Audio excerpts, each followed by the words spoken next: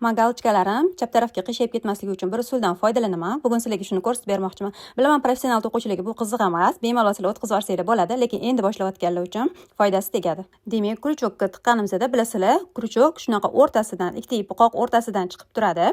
Shunda galochka to'g'ri to'qiladi. Taxminan 3-4 ta petlyani men xuddi shu ko'rinishda oddiygina to'qiyman. Mana petlyani orqasidan, qoq o'rtasidan chiqib to'qiyman. 3tasini yoki 4tasini va keyingi pelyada mana 3tasini to'qib oldim va 4-pelyada krючокка tiqqanimda qoq o'rtasidan emas, aksincha ipni yon tarafidan shunaqa chiqaraman, ya'ni o'ng tarafdan tiqib to'qiyman va bo'ldi. Mana shu petля salgina o'ngga yotadi va o'zidan keyingi 3-4 ta pelyani ham o'ng tarafga tortadi.